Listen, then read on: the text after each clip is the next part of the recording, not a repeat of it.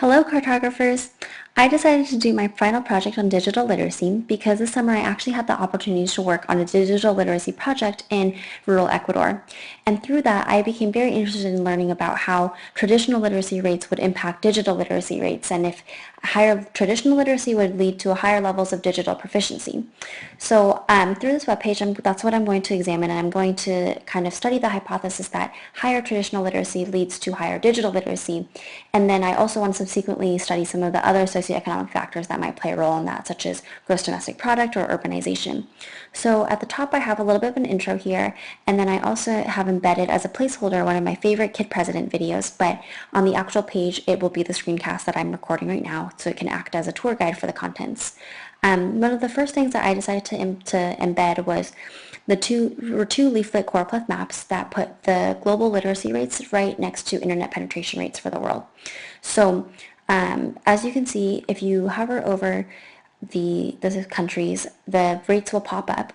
And if you zoom out, you can see kind of the distribution on a more global scale. And so darker colors are associated with higher rates. And then down here, I also put a Google API that compares the internet penetration rate side by side with the adult and youth literacy rates.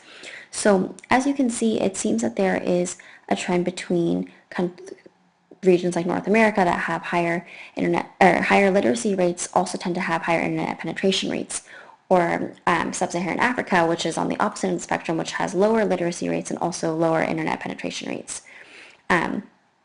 And so I wanted to look at that relationship, and it definitely seemed like there was a trend. So I decided to make a correlation coefficient, and I found the R value that was at 0.8234, which points toward a strong positive correlation. And with further calculations, I was also able to see that there is a p-value that is significant at the 5% level. However, it's important to remember that correlation does not imply causation, so it's important to do a little bit more digging. I also decided to do a little bit of a case study on Ecuador, which is where I do my work, and my home country of the United States, and studying kind of the disparity between rural and urban areas. So Pena, which is the town that I work in, has a 22% internet penetration rate, and Quito, the capital city of Ecuador, has more than double that at 46%. However, at the same time, Mississippi, which is one of the more rural states in the United States, has an internet penetration rate of about 41%, which is right about where Quito is. But then our more developed areas, like our nation's capital, has a rate of 72%. So there is a pretty high disparity between rural and urban internet penetration rates, and then penetration rates between developing and developed nations in the global north and south.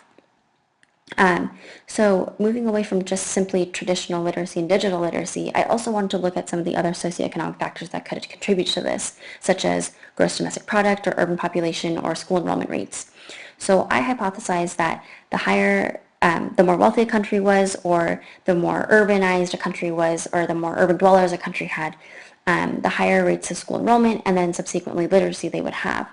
But it was interesting to see that while some regions emerged, such as the European Union and North America, as leaders in both urban dwellers and GDP, some of these countries actually had lower school enrollment rates.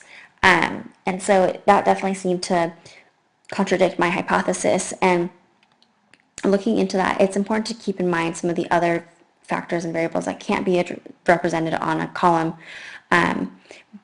chart or on a bar chart, but the bar chart does do a good job of representing kind of the different levels, so you can see it very easily and very clearly. Again, it's important to take into consideration that, for example, school enrollment rates, the gross school enrollment rate includes children who are above and below the average school age, and don't include policies that force mandatory matriculation, and they also don't take into account graduation rates.